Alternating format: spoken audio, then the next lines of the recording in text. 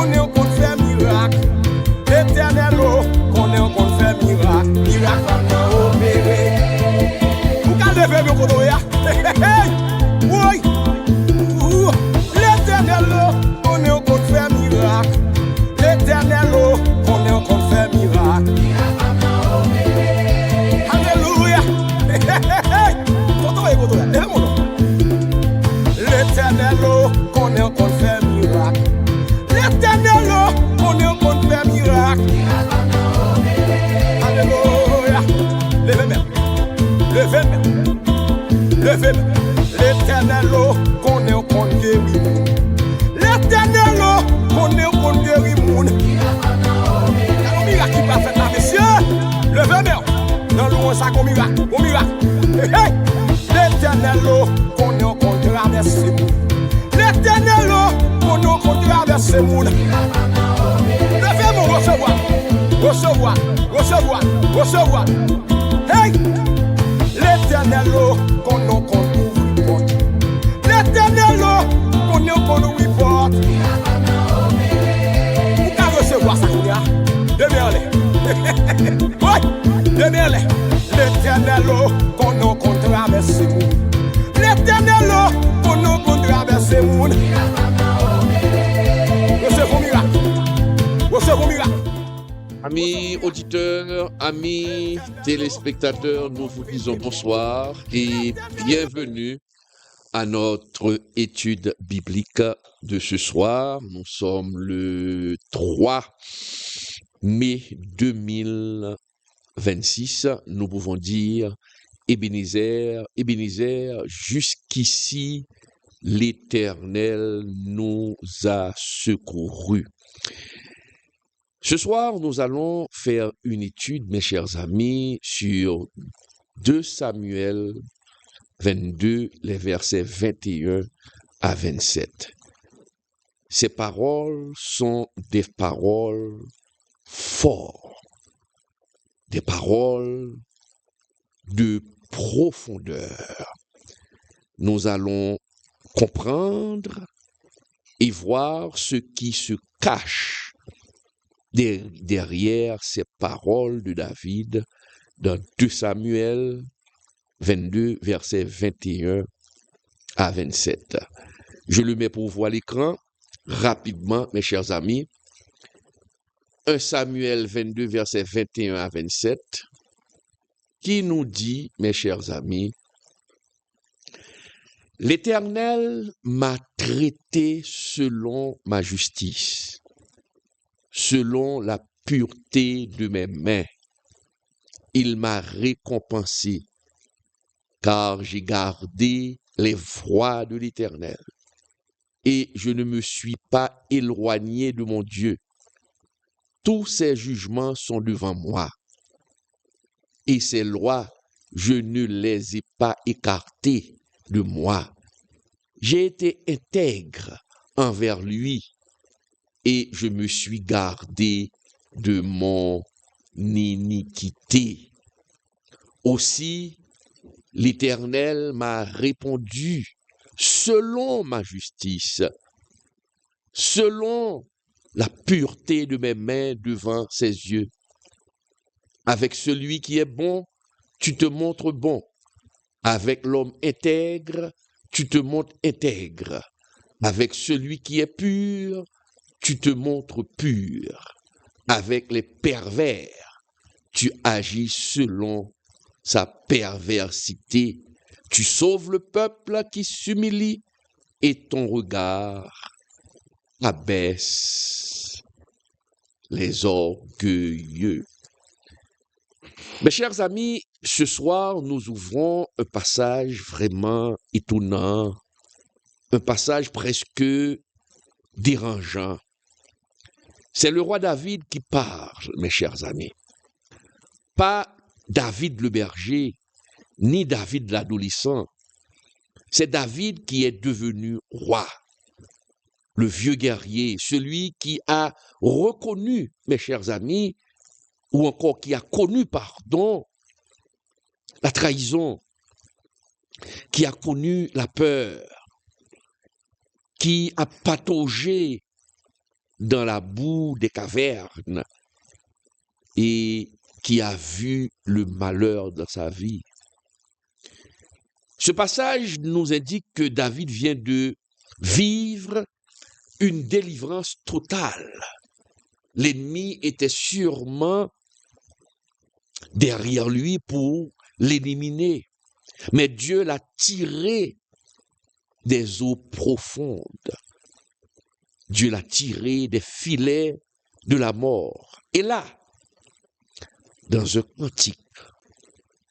cantique, mes chers amis, qui traverse tout 2 Samuel 22, c'est tout le chapitre qui est dédié à l'éloge de Dieu, David qui exprime sa reconnaissance envers son Dieu. Et c'est à travers ce passage, David lâche une déclaration qui va nous secouer. David a dit, l'Éternel m'a traité selon ma justice. Regardons encore. L'Éternel m'a traité. L'Éternel m'a traité selon ma justice, selon la pureté de mes mains. Il m'a récompensé. Mes chers amis, 21 versets plus loin, David ose même dire, avec l'homme, tu te montres pur, et avec le pervers, tu agis selon sa perversité. La question que nous devons nous poser ce soir, c'est celle-ci. Dieu nous traite-t-il vraiment comme nous le méritons? Et si oui, comment David peut-il déclarer, comment peut-il chanter encore après sa chute, après son péché avec Bathsheba?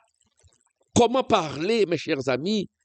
Dieu m'a traité selon ma justice, alors que David, il a tué un homme et il a pris la femme de cet homme, il a commis l'adultère. Comment ça se fait-il? Est-ce que Dieu approuve le péché? Mes chers amis, accrochez-vous, nous allons voir ça ce soir. Ce passage, c'est un miroir. C'est un miroir. Dans un miroir, on se regarde. Dans un miroir, pour bien se coiffer, on doit se tenir devant un miroir. Le miroir nous montre notre visage. Mes chers amis, ce miroir va vous révéler quelque chose de troublant, mais aussi quelque chose de libérateur, mes chers amis. Pour bien comprendre la puissance de ce passage, la puissance et la profondeur des paroles de Moïse, il faut faire une mise en contexte de ce passage. Et je vais faire pour vous la mise en contexte. Mes chers amis, 2 Samuel 22 n'est pas une leçon de morale. Non, ce n'est pas une notion de morale, mes chers amis, ou une leçon de morale que David nous dicte. Non, non. C'est un cri de victoire. C'est un cri de victoire, un cri de joie. Qu'est-ce qui s'est passé? David a vu la mort en face, mais Dieu l'a délivré. Et David vient de voir ses ennemis reculer, ses ennemis complètement dispersés.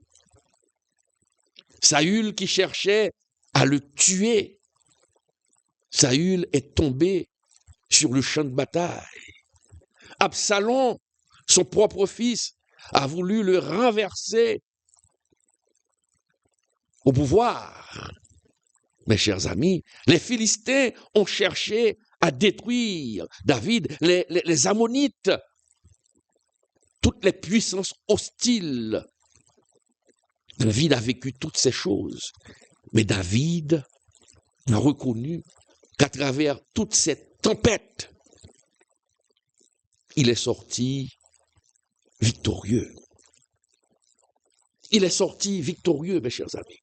Donc, ce cantique, ce chant qu'il a écrit dans 2 Samuel 22, mes chers amis, c'est un chant de combat. Un chant de combat. David explique comment il a combattu, mais comment Dieu l'a délivré. Or, mes chers amis, au moment que David écrivait ce psaume, il écrivait ce chant, David savait qu'il n'était pas parfait. Il sait qu'il était un pécheur. Comme je viens de le dire au début de l'émission, il a pris l'épouse d'Uri. Il a fait tuer un fidèle soldat. Est-ce qu'on comprend? Nous devons réfléchir. Et c'est pourquoi je vous dis que ce passage est troublant. Il a fait tuer un fidèle soldat pour prendre la femme, pour cacher son péché. David a compté son armée par orgueil.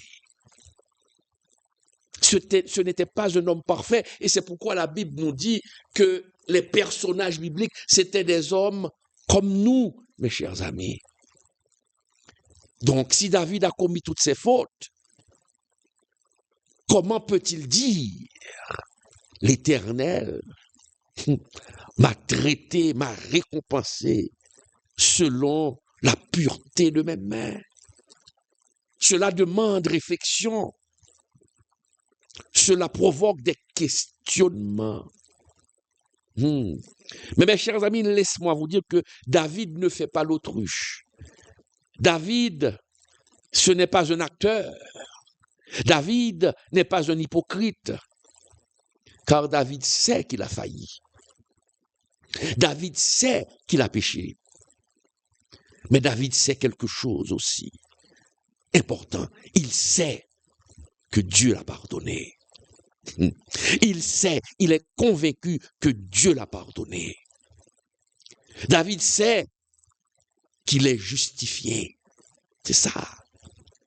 C'est ça. Il le sait.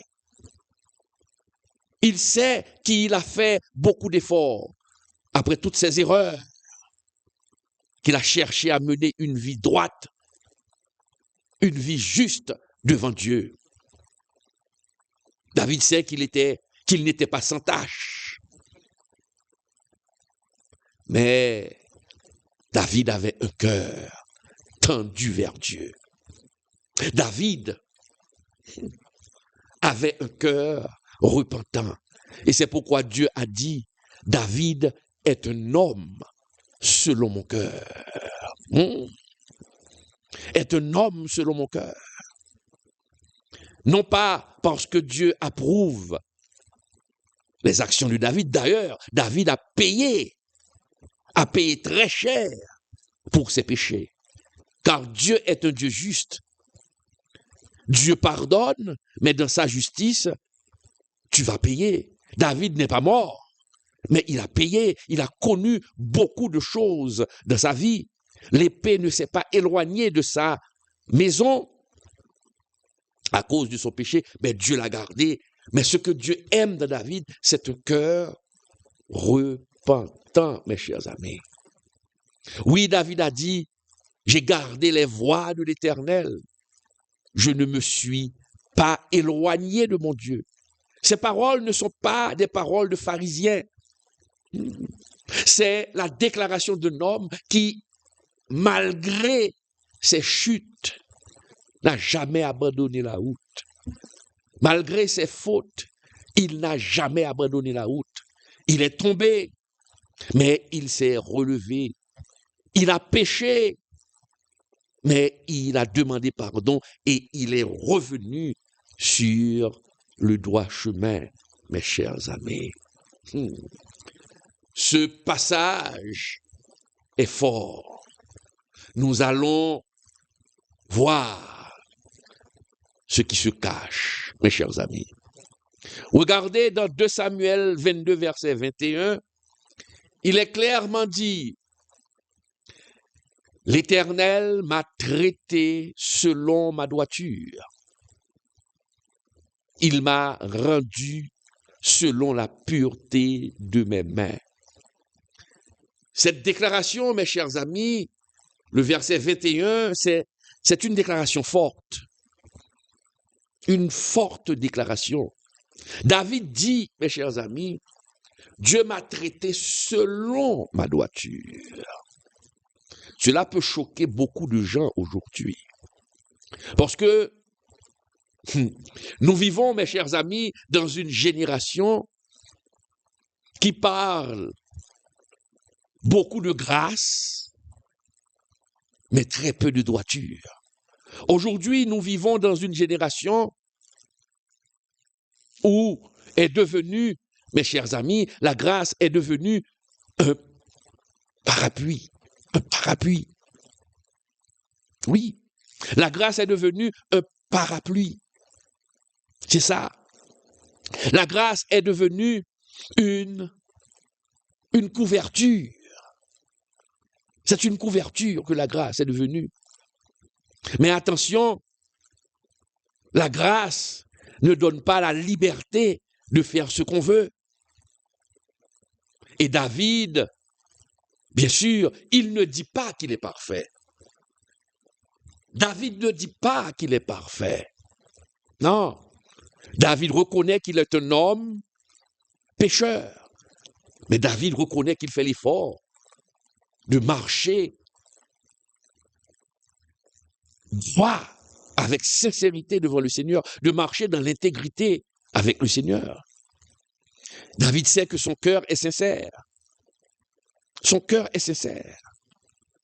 Oui, c'est cette question qu'il faut se poser. Et cette question que tu dois te poser ce soir. Est-ce que ton cœur est sincère? Est-ce que ton cœur est sincère? Parce que tu ne peux pas tromper Dieu. Se servir de la grâce pour couverture comme couverture et ne pas mener une vie de droiture, c'est se tromper. On ne se trompe pas Dieu. On ne trompe pas Dieu, pardon. On ne trompe pas Dieu. David, en le disant, c'est parce qu'il sait qu'il était sincère. Tout le monde peut pécher, mais nous devons reconnaître nos torts, revenir sur le droit chemin et jurer de ne plus retourner sur ce mauvais chemin. Mes chers amis, est-ce qu'il y a une différence entre tomber dans une faute et vivre l'hypocrisie ou vivre dans l'hypocrisie? Oui, il y a une différence. On peut tomber parce que nous sommes pécheurs. On peut tomber, mais vivre dans l'hypocrisie, vivre sous la domination du péché, c'est autre chose. Nous pouvons tomber, tout le monde bronche, mais nous ne devons pas rester à terre. Nous ne devons pas justifier le péché. David ne jouait pas avec Dieu. Il était sincère et c'est ce que Dieu nous demande à travers ce passage, mes chers amis. Le mot pureté des mains, cela veut dire les actions visibles. Les actions visibles. Dans la Bible, les mains représentent, mes chers amis, souvent, mes chers amis, les œuvres. Ce que nous faisons. Seigneur, fais réussir l'activité de mes mains. Fais réussir le travail de mes mains. Donc, les mains représentent nos activités, notre travail. Donc, c'est ça. Donc, c'est pourquoi David a déclaré pureté des mains, mes chers amis. David dit, ma manière d'agir, ma manière de me comporter devant Dieu est sans reproche. Ce que je fais, Dieu le regarde. Quand les hommes ne voient pas, mais Dieu voit. David se comporte bien, même quand il n'est pas sous le regard des hommes. Les gens ne voient pas. Et c'est pourquoi il dit, Dieu voit la pureté de mes mains. Il sait pourquoi je fais quelque chose. C'est fort, mes chers amis. Nous devons réfléchir. Nous devons réfléchir. En écoutant ces paroles, nous devons réfléchir sur notre vie, mes chers amis, sur notre vie. Ces paroles nous enseignent quelque chose de fondamental. Quelque chose de fondamental, mes chers amis. Parce que ces paroles nous révèlent que Dieu ne regarde pas seulement nos chants quand on est sur la chair, quand on est dans la chorale, quand nous prions, nous sommes en réunion de prière. Dieu ne regarde pas seulement nos apparences spirituelles, mais Dieu regarde au cœur. Dieu regarde au cœur. Dieu regarde nos intentions. Pourquoi tu es allé dans cette chorale? Pourquoi tu as décidé de servir Dieu? Pourquoi tu as décidé d'aller dans une école de théologie? Dieu juge, regarde, scrute les intentions, mes chers amis. Dieu regarde les décisions cachées. On ne peut pas tromper Dieu car il est celui qui contrôle le cœur et les reins. Dieu regarde notre comportement quand personne ne voit. C'est ça. Lorsque nous dit cette parole, lorsque David dit dans le verset 21, « L'Éternel m'a traité selon ma droiture. Il m'a rendu selon la pureté, la pureté de mes mains. » C'est ça. Dieu ne change pas. Dieu est parfait, saint et amour. Saint et amour, mes chers amis. Donc, être pur, mes chers amis. Être pur. Donc, c'est ça que Dieu veut nous montrer. Est-ce que tu peux faire cette prière? Dieu m'a répondu selon ma droiture. Tu dois prendre le temps ce soir, à travers cette étude, de te regarder, de t'auto-analyser. On ne peut pas tromper Dieu, mon frère. On ne peut pas tromper Dieu, ma sœur. Dieu te regarde. Il connaît ton cœur. Et ce soir, Dieu met à nu ton cœur. Est-ce que tu peux faire cette prière ou dire cette parole, ces paroles de David? L'Éternel m'a traité selon ma droiture. Il m'a rendu selon la pureté de mes mains. Est-ce que tu fais l'effort de marcher devant Dieu avec intégrité?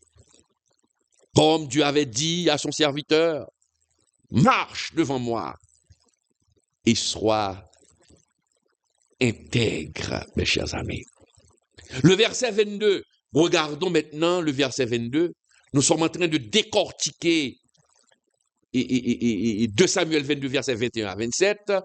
Regardons le verset 22 qui nous dit, mes chers amis, car j'ai observé les voies de l'Éternel et je n'ai point été coupable envers mon Dieu. Regardez, car j'ai observé les voies de l'Éternel, ou j'ai gardé les voies de l'Éternel, et je ne me suis pas éloigné de mon Dieu. Est-ce qu'on est là? est-ce qu'on est là? L'Éternel m'a traité selon ma justice, selon la pureté de mes mains. Il m'a récompensé car j'ai gardé les voies de l'Éternel et je ne me suis pas éloigné de mon Dieu. Dans d'autres passages, on dit car j'ai observé les voies de l'Éternel et je n'ai point été coupable envers mon Dieu. Ça, c'est d'autres passages qui le disent ainsi. Mais mes chers amis, ici, David parle quand il dit « car j'ai observé, j'ai gardé ». Ici, David parle, mes chers amis, d'un style de vie. Comment nous devons vivre devant Dieu? Comment nous devons vivre? Comment nous devons observer la parole de Dieu? Car aller à l'église, aller dans une chorale, participer dans un groupe, mais si votre vie n'est pas conforme, c'est verser de l'eau sur l'aile du canard. Car j'ai observé les voies de l'Éternel et je n'ai point été coupable envers mon Dieu. Cela signifie, mes chers amis, que David marchait selon les principes de Dieu. Il marchait selon les principes de Dieu. David respectait la parole de Dieu, respectait les commandements de Dieu. David, il était conscient de la présence de Dieu. C'est ce qu'il dit, car j'ai observé la voie de l'Éternel. J'ai observé la voie de... Est-ce que tu peux dire, et c'est pourquoi j'ai dit au début de l'émission que ce passage, c'est un miroir. Ce passage nous révèle quelle est notre vie devant Dieu. Quelle est notre vie devant Dieu? Comment nous nous comportons devant Dieu? Est-ce que nous sommes des hypocrites? Ce serait fou de croire pouvoir tromper Dieu. Malheureusement, à notre époque, à l'époque de la technologie, beaucoup veulent un Dieu qui bénit. Beaucoup veulent un Dieu ATM, qui donne rapide. On prie, on trouve, on frappe, on ouvre. Nous vivons à une époque microwave, rapidement. Mais ces gens-là veulent un Dieu qui bénit, mais ne veulent pas d'un Dieu qui dirige. Au contraire, aujourd'hui, nous vivons à une époque où ce sont les gens qui dirigent Dieu. Mais Dieu ne les dirige pas. Pourquoi? La raison est simple. Ils ne suivent pas, ils n'obéissent pas à la parole de Dieu. Ils n'étudient pas la parole de Dieu. Dieu ne sort pas du ciel pour nous diriger, mais à travers sa parole, il nous dirige. Mais les gens ne participent plus. Les études bibliques n'intéressent plus les gens. N'intéressent plus les gens. Vous voyez, car j'ai observé la voie de l'Éternel. Mais pour connaître sa voie, il faut étudier la Bible. Il faut participer à des études bibliques. Vous voyez ici, nous n'avons pas beaucoup de gens. Il y a seulement un faible reste qui suit notre étude biblique. Mais quand on connaît très bien la parole, ce que le Seigneur veut dire, nous servons Dieu mieux et Dieu nous répond mieux. Dieu nous répond mieux. Dieu nous répond mieux. Oh, les hommes aujourd'hui, les chrétiens aujourd'hui, veulent la protection divine. Ils veulent la protection divine, mais refusent d'entendre la correction de Dieu.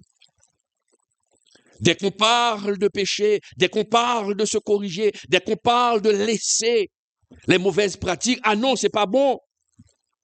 Mais ces chrétiens veulent la protection de Dieu, mais repoussent la correction divine. Mes chers amis, regardez, David a dit, Dieu, j'ai observé la voie de mon Dieu. C'est ce qu'il a dit, j'ai observé les voies de l'Éternel. Est-ce que tu observes, mes chers amis, amis téléspectateurs, en ce moment, est-ce que tu observes la parole de Dieu? Est-ce que tu appliques la parole de Dieu dans ta vie? C'est ce qu'il faut chercher à comprendre. Est-ce que tu observes? Dieu ne change pas. Dieu ne change pas. Dieu est toujours le même hier, aujourd'hui et éternellement. Il est le même. Dieu est parfait, saint, amour. Mais est-ce que ton regard sur lui change? Comment tu conçois Dieu? Parce que ton regard peut changer selon ce que tu crois, ce que tu fais.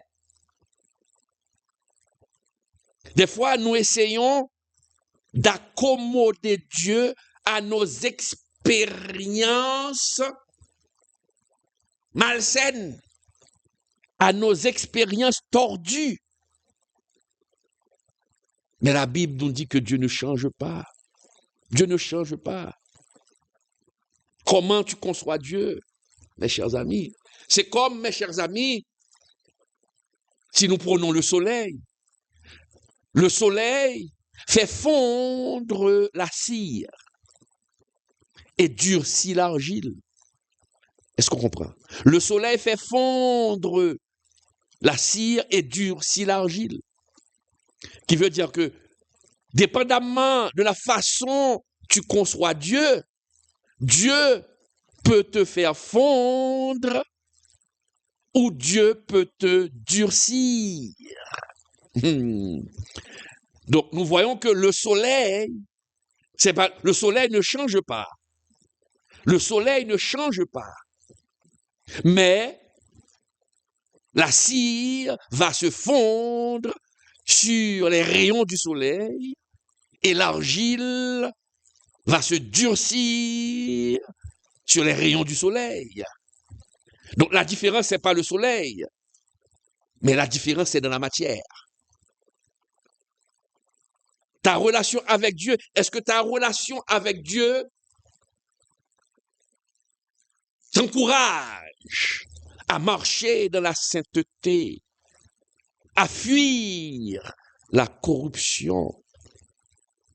Est-ce que ta relation avec Dieu t'encourage à être intègre, à être une femme, un homme honnête devant Dieu et devant les hommes? Ou est-ce que ta marche avec Dieu t'encourage dans la duplicité, dans le mensonge, dans l'abomination?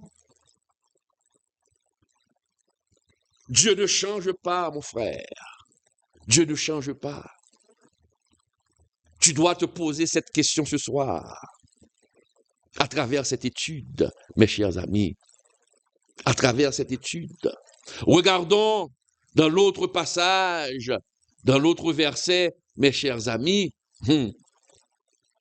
Dans l'autre verset, au verset 21, 22, ok?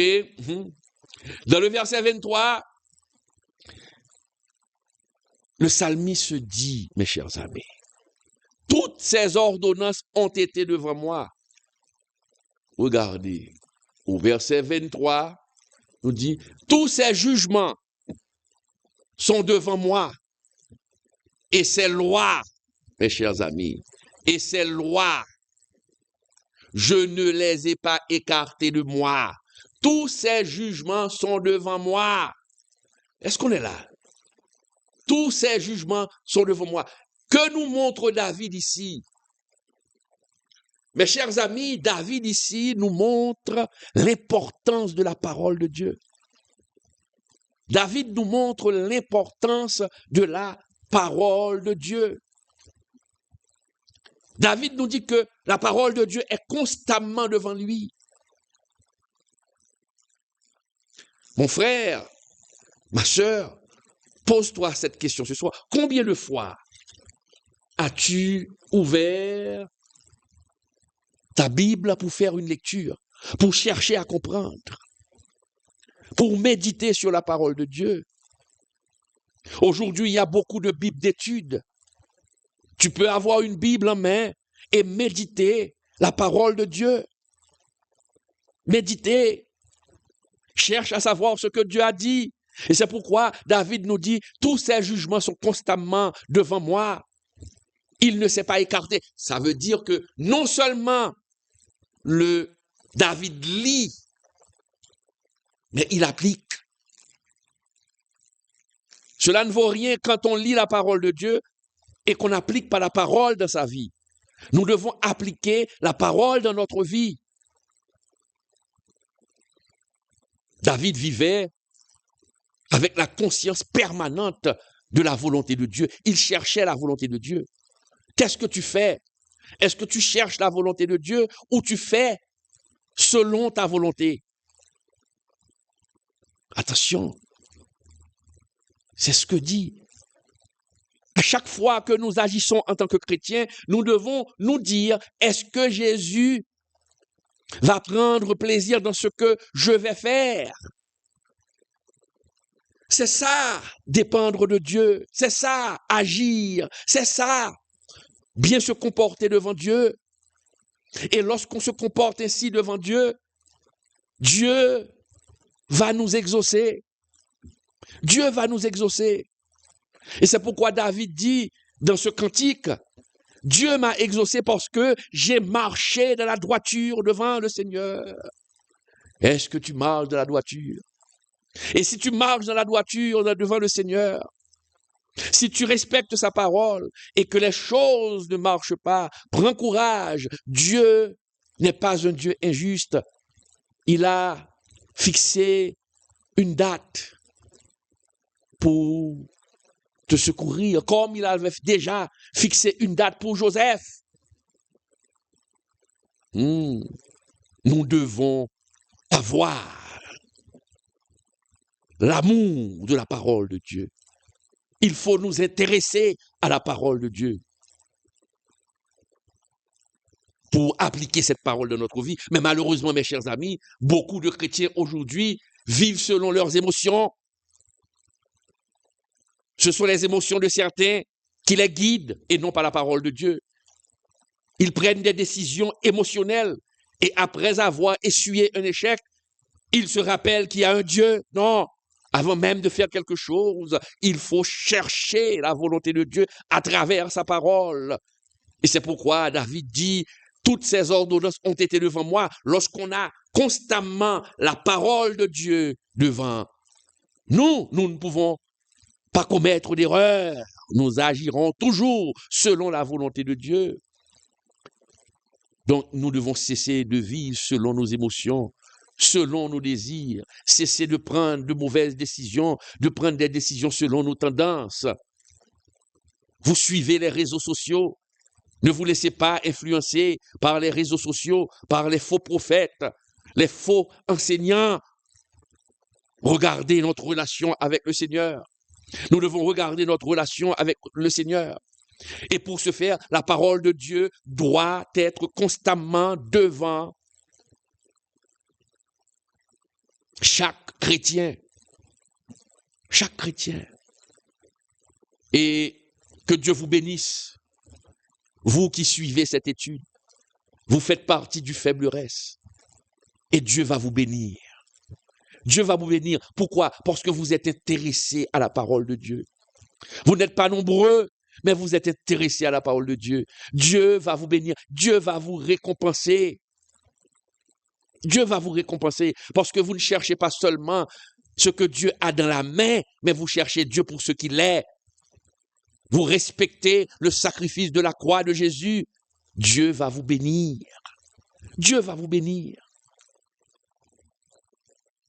Prends patience, mon frère. Prends patience, ma sœur. continue à vivre selon la parole de Dieu, même quand beaucoup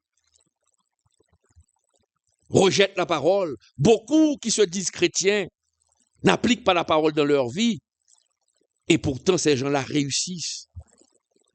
Mais toi, tu galères toujours. Mais Dieu te promet qu'il va te relever. Qu'il va te relever. Comme il a relevé David. David a beaucoup galéré. David a connu beaucoup de tempêtes. Mais Dieu l'a délivré parce que à l'intérieur, au beau milieu de sa tempête, au beau milieu de cette difficulté, au beau milieu de la noirceur, David est resté fidèle. Et c'est pourquoi Dieu l'a délivré. Et c'est pourquoi il a écrit ce cantique. Mes chers amis, la Bible nous dit très clairement dans le psaume 119, verset 105, ta parole est une lampe à mes pieds. Vous comprenez? La parole de Dieu est une lampe à nos pieds. Donc, si le lampe se trouve à nos pieds, nous devons savoir où nous devons déposer nos pieds. Et cette lampe va nous éclairer pour ne pas commettre des erreurs. C'est une lumière sur mon sentier. Si la parole n'est plus devant nous, mes chers amis, les ténèbres deviennent normales. Et c'est pourquoi beaucoup commettent beaucoup d'erreurs. Parce que certains croient que être béni, recevoir le matériel, c'est ça la présence de Dieu. On peut recevoir du matériel, on peut être béni matériellement et la présence de Dieu est déjà loin de nous. Parce que nous n'avons pas la parole, nous devons respecter la parole. Nous devons respecter la parole. Et c'est pourquoi David a dit, ta parole ne s'est pas éloignée de moi. Tes jugements, je ne me suis pas écarté de tes jugements. Dieu doit te bénir, mon frère. Dieu doit te bénir, ma sœur, et il va le faire. Il va le faire, mon frère. Il va le faire. Dieu est un Dieu d'ordre. Il n'est pas un Dieu de désordre. Il va te bénir, mes chers amis. Il va te bénir. Mais pour cela,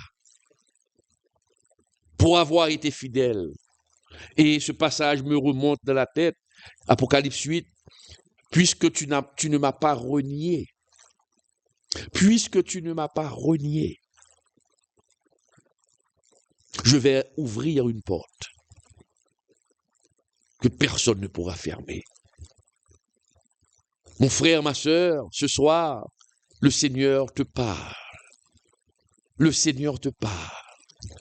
Puisque tu n'as pas renié mon nom, le Seigneur va ouvrir une porte pour toi, mon ami. Mon ami. Et tu pourras chanter comme David l'a fait. Au verset 24, la parole de Dieu nous dit, David dit, c'est une parole forte, hein? C'est une parole vraiment forte. J'ai été intègre envers lui et je me suis gardé de mon iniquité.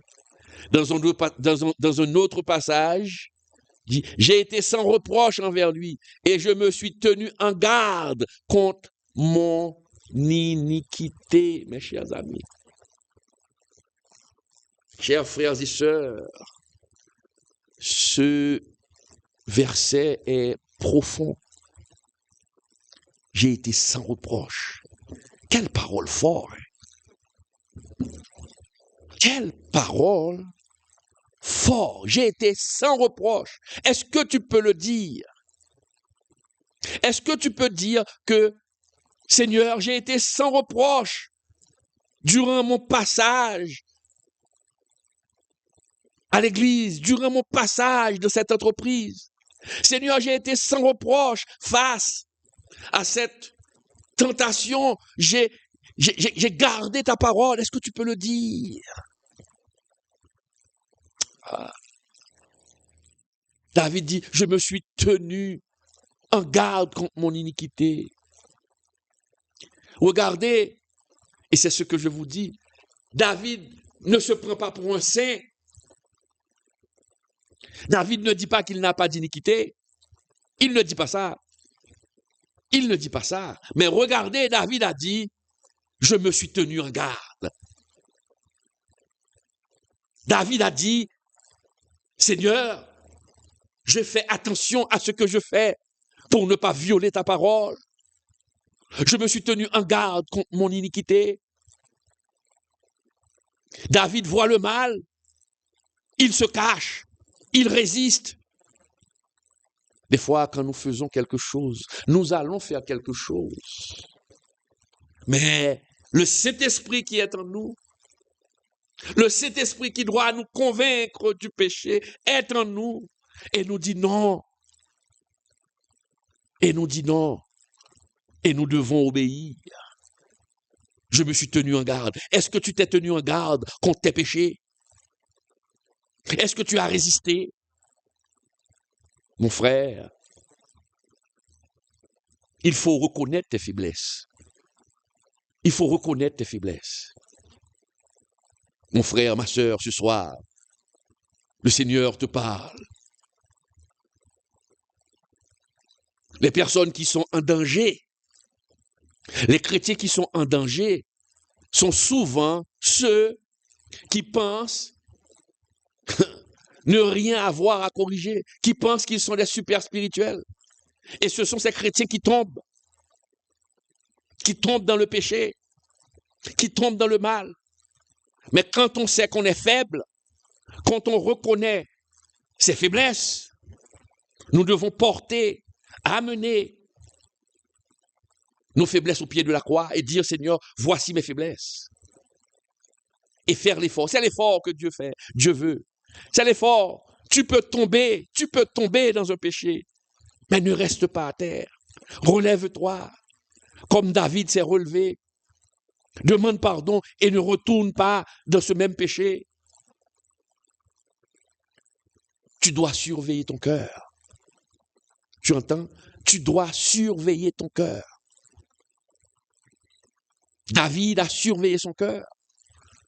Et c'est pourquoi il est devenu mature.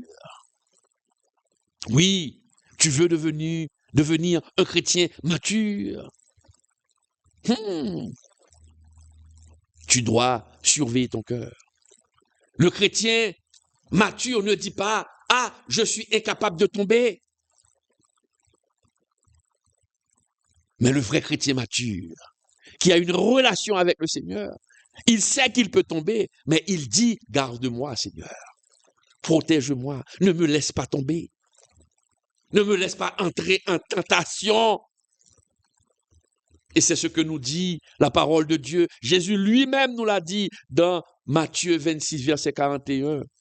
Veillez et priez afin que vous ne tombiez pas dans la tentation. Veillez, le premier verbe utilisé, le verbe veiller, il faut veiller. Dieu ne dit pas prier, veiller, mais il faut surveiller son cœur. Veiller. Parce qu'il y a beaucoup de personnes qui prient, mais pourtant, qui vivent dans le péché, qui tombent chaque jour dans le péché, parce qu'ils ne veillent pas. Beaucoup prient, mais inutilement, parce qu'ils ne veillent pas. Vous devez veiller d'abord. Surveille ton cœur, pour ne pas tomber dans la tentation. Regarde ce que nous dit la parole de Dieu dans Matthieu 26, 41. Jésus nous dit, l'esprit est bien disposé, mais la chair est faible. L'esprit est bien disposé, mais la chair est faible, mes chers amis. Le verset 25, regarde ce que nous dit la parole de Dieu dans le verset 25, qui nous dit, aussi l'Éternel m'a récompensé selon ma justice, selon la pureté de mes mains devant ses yeux. Ici, David répète encore l'idée. David répète cette même parole. Pourquoi il le répète, mes chers amis? Parce qu'il veut montrer un principe spirituel. Dieu veut ce soir te montrer un principe spirituel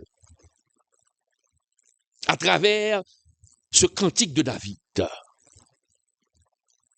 Dieu veut nous dire que notre manière de vivre influence notre relation avec Dieu. C'est ce que veut dire cette parole. Notre manière de vivre. Comment est ta manière de vivre? Comment te comportes-tu dans ton travail? Comment te comportes-tu dans l'administration où tu te trouves? C'est ça. Attention, je ne dis pas que le salut s'obtient par les œuvres. Le salut vient de la grâce, bien sûr, mais la qualité de notre marche influence notre communion avec Dieu. Influence notre communion avec Dieu. Notre façon de vivre influence notre discernement, influence notre autorité spirituelle. Parce que des fois, quand nous agissons mal, il y a d'autres personnes qui nous regardent, qui ne lisent jamais la Bible, mais vous devez savoir que vous êtes une Bible ouverte et votre façon de vous comporter va confirmer votre autorité spirituelle ou va rejeter cette autorité et les gens n'auront pas confiance en vous et vous ne pourrez pas convaincre les gens parce que les gens vous suivent en tant que chrétien. Ah, est-ce qu'on est là? Donc nous devons savoir comment marcher avec le Seigneur. Et c'est pourquoi David réitère ici, dit « Aussi l'Éternel m'a rendu selon ma droiture ». Et quand on marche bien devant le Seigneur, quand on se comporte bien devant le Seigneur ne manquera pas de nous bénir. De nous bénir. Il va agir. Et c'est pourquoi David dit, il m'a répondu parce que il m'a rendu selon ma droiture. Cela ne veut pas dire qu'on est saint, mais nous avons fait l'effort. C'est l'effort de Timothée 2, verset 15 qui nous dit, efforce-toi. Vous voyez? L'apôtre Paul avait dit à Timothée, efforce-toi de te présenter devant Dieu comme un homme éprouvé qui n'a point à rougir. Oui, notre vie influence notre relation avec le Seigneur. Le verset 26, mes chers amis, nous dit, regardons encore ensemble, avec celui qui est bon, tu te montres bon. Avec l'homme intègre, tu te montres intègre. David, ici, mes chers amis, révèle un principe extraordinaire. Dieu se révèle différemment selon le cœur des hommes. Et c'est ce que j'ai dit tout à l'heure. C'est ce que j'ai dit tout à l'heure. Je reviens sur ce que j'ai dit en parlant du soleil. Quand j'ai parlé tout à l'heure du soleil, c'est ce que je voulais dire. La façon dont tu te comportes, tu prends Dieu, Dieu va agir de la sorte. Comment tu conçois Dieu dans ta vie? J'ai dit tout à l'heure, je reprends ce que j'ai dit, que Dieu ne change pas. Dieu ne change pas, mon frère. Dieu ne change pas. J'ai pris l'exemple tout à l'heure du soleil. Les rayons du soleil font fondre la cire et durcit l'argile. Donc, ici, Dieu peut se révéler différemment selon le cœur des hommes. Car il y a certains chrétiens qui expérimentent Dieu comme un refuge, qui prennent Dieu pour un refuge. D'autres expérimentent Dieu comme un père, un protecteur. Expérimente Dieu comme un Dieu de paix. Est-ce qu'on est là? Donc, si tu veux expérimenter Dieu comme un Dieu de refuge, c'est parce que tu respectes la parole de Dieu, tu connais la parole de Dieu.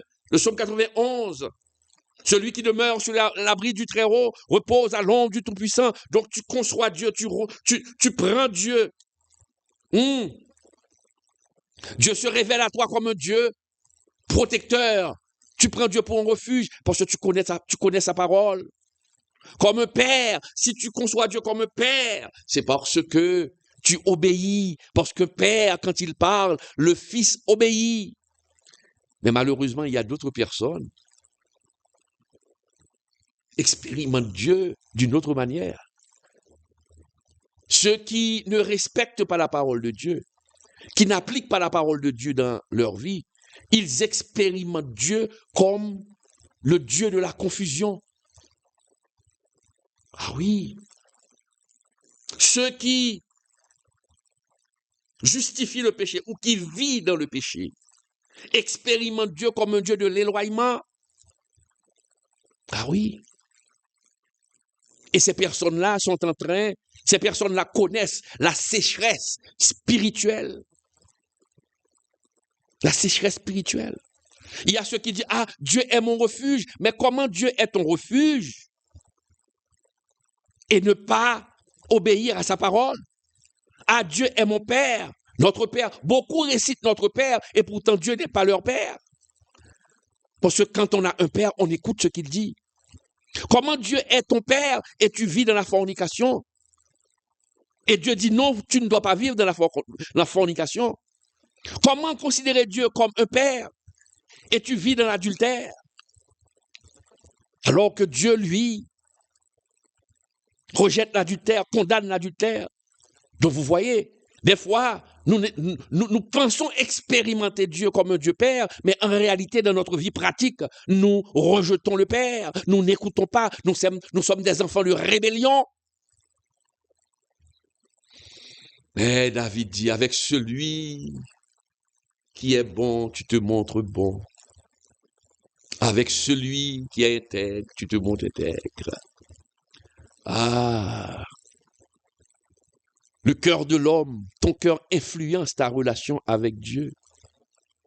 Ton cœur influence ta relation avec Dieu. Et c'est pourquoi Jésus a dit, heureux ceux qui ont le cœur pur, car ils verront Dieu. Heureux ceux qui ont le cœur pur, car ils verront Dieu. Le dernier verset nous dit, mes chers amis, avec celui qui est pur, tu te montres pur. Avec le pervers, tu agis selon sa perversité. Voilà. Voilà. Si tu es pervers, ce verset est puissant. Dieu ne change pas. Dieu reste saint. Mais l'homme récolte ce qu'il a semé. Dieu reste saint. Et c'est pourquoi il est dit, David dit, avec le pervers, celui qui est droit, tu agis selon la droiture avec lui. Mais celui qui est pervers, tu agis selon sa perversité. Donc si tu es dans le mal, si tu fais le mal, si tu conçois le mal, Dieu, tu vas payer les conséquences. David a raison de le dire parce que David avait péché et David a payé les conséquences. Et c'est pourquoi David dit, celui qui pêche et qui ne se repent pas, tu vas payer les conséquences. Et même quand tu te repens, mais dès que tu as péché, c'est pourquoi il faut éviter de pécher. Parce que Dieu peut te pardonner, mais tu vas payer les conséquences. Mais si tu fais une faute, tu ne te repens pas et tu continues à dire que tu es chrétien, attention, tu vas payer les conséquences graves, de graves conséquences. Car une personne tordue finit par voir de toute manière, va vivre. Une personne tordue tombera sous le jugement de Dieu. Une personne orgueilleuse, mes chers amis, tombera sur la colère de Dieu. Donc tu vois Dieu, tu sers Dieu avec orgueil. Cette personne interprète tout avec orgueil. Mes chers amis, nous devons prendre la décision à travers ces paroles. Nous devons prendre la décision, mes chers amis, de changer notre marche, de changer notre façon de voir. Notre façon de voir le Seigneur. Nous devons changer notre façon de voir. Nous devons changer notre façon de voir. Et c'est ce que nous dit 2 Samuel 22. Mes chers amis, nous vivons dans une époque où beaucoup veulent l'apparence, où beaucoup font semblant. Beaucoup de personnes font semblant de servir Dieu avec sincérité et pourtant, ils ne sont pas des personnes intègres. Et c'est ce qu'on appelle l'apparence de la spiritualité. Des gens qui servent Dieu sans caractère. Sans caractère. Mais Dieu, aujourd'hui, à notre époque, cherche encore des hommes et des femmes intègres. Des femmes intègres. Dieu ne cherche pas des hommes parfaits, des femmes parfaites, mais des femmes qui font l'effort, des hommes qui font l'effort de marcher dans la droiture et qui peuvent dire, Seigneur, réponds-moi selon la droiture de mon cœur. Dieu cherche des hommes qui tombent parfois. Dieu cherche des hommes qui tombent, des femmes qui tombent parfois. Mais des hommes qui se repentent, des femmes qui se repentent sincèrement. Ce sont ces personnes-là que Dieu cherche. Des hommes qui luttent contre le péché. Des hommes et des femmes qui refusent l'hypocrisie. Des hommes et des femmes qui marchent dans la vérité, mes chers amis. Amis téléspectateurs, téléspectatrices, 2 Samuel 22, versets 21-27, n'est pas un chèque en blanc pour les justes, c'est un appel. C'est un appel à la transparence. Regardez-vous dans un miroir pour voir si vous êtes bon. Si Dieu peut compter sur vous, mon frère. Dieu ne sera jamais ton ennemi. Tu entends? Dieu ne sera jamais ton ennemi si tu ne deviens pas le sien. Si tu refuses d'appliquer la parole de Dieu dans ta vie, si tu refuses d'obéir, si tu marches dans l'iniquité, Dieu deviendra ton ennemi, car tu refuses et tu tomberas sous le jugement de Dieu. Mais si tu fais l'effort de marcher, Dieu te dira, viens, bon fidèle serviteur, je te relève, je te soutiens. C'est ça l'évangile sans compromis. Tu viens vers Jésus, il te sauve, même si tu tombes. Mais tu reconnais avoir tombé. Et tu demandes pardon et Dieu finira par te restaurer. Mais si tu tombes et tu restes à terre et tu justifies dans la boue où tu vis, tu cherches à convaincre d'autres personnes que la boue dans laquelle tu vis est bon, eh bien écoute-moi. À ce moment, tu vas connaître le jugement de Dieu. Si tu choisis la perversité, Dieu va t'affronter comme un adversaire. Ceux qui font le mal, les méchants, Dieu va les disparaître. Mes chers amis, Dieu va les disparaître. Mes chers amis, il faut prendre la décision de vivre comme si Dieu te regardait. Il avait l'œil sur toi. Et d'ailleurs, il a l'œil sur toi. Et puisque Dieu te regarde, il y a certaines choses que tu dois refuser de faire. Donc, rappelle-toi, mon frère, avec le pur, Dieu se montre pur. Ce n'est pas une menace, c'est une promesse. C'est une promesse. Donc, si tu fais l'effort de marcher dans la sainteté, Dieu finira par te relever. Et si tu marches dans la sainteté, tu fais l'effort et les choses ne marchent pas pour toi, si le Seigneur te dit ce soir, garde courage. Le jour, l'heure approche pour ta délivrance. Et tu pourras dire comme David. Tu vas dire comme David. Ah, Dieu m'a répondu, Dieu m'a récompensé selon la droiture de mon cœur. Oui, le caractère attire certaines interventions de Dieu. Dieu a intervenu pour toi dans plusieurs dossiers. Tu peux dire, Ebenezer, Ebenezer, jusqu'ici, l'Éternel nous a secourus. L'Éternel t'a secouru jusqu'à présent. Donc garde l'espoir. Et Dieu ne ment pas, il va agir à cause de ton intégrité, mon frère. Peut-être ce soir, quelqu'un regarde cette étude, cette émission, et maintenant tu comprends pourquoi ta vie spirituelle est sèche. Pourquoi tu te sens vide? Parce que tu n'as pas appliqué la parole de Dieu. Tu n'as pas appliqué la parole de Dieu. Tu n'as pas gardé sa parole. Mais Dieu te corrige à travers cette étude. Dieu te corrige à travers cette étude. Parce que tes cris, des fois, n'ont pas été entendus. Dieu parle à quelqu'un ce soir. Tes cris n'ont pas été entendus. Parce que tu n'as pas appliqué la parole de Dieu dans ta vie. Tu dois l'appliquer et tu vas voir la grâce de Dieu dans ta vie. Et toi, qui appliques la parole, mais qui vis dans les difficultés, Dieu te dit qu'il va te bénir. Dieu n'est pas injuste. Il a vu les différentes positions que tu as prises pour sa parole. Et il va ouvrir une porte pour toi, mon frère, ma sœur.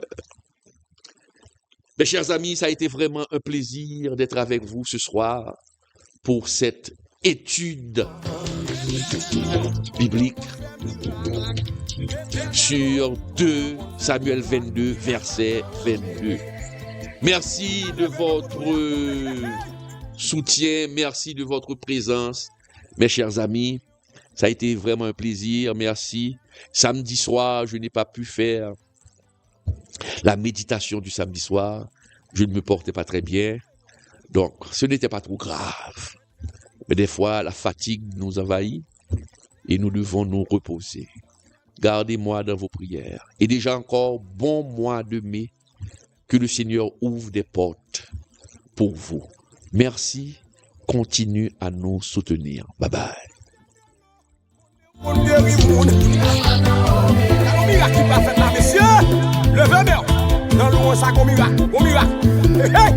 L'éternel qu'on traverse le monde. L'éternel qu'on traverse le monde. Recevoir. Pourquoi faut-il soutenir ceux qui prêchent la parole? Savais-tu que la Bible enseigne qu'il faut soutenir ceux qui nous enseignent la parole? Et tu vas voir pourquoi c'est important. Dans Galates 6:6, il est écrit que celui à qui l'on enseigne la parole fasse part de tous ses biens à celui qui l'enseigne. Cela signifie que lorsqu'on reçoit un enseignement spirituel, il est normal d'aider ceux qui nous instruisent. Dans 1 Corinthiens 9:14, Paul rappelle « Le Seigneur a ordonné à ceux qui annoncent l'Évangile de vivre de l'Évangile. Jésus lui-même a prévu que ceux qui consacrent leur vie à prêcher doivent pouvoir en vivre. » À l'époque biblique, les apôtres voyageaient et dépendaient des dons des croyants pour continuer leur mission. Aujourd'hui, c'est pareil. Pasteurs, évangélistes, créateurs de contenu chrétien.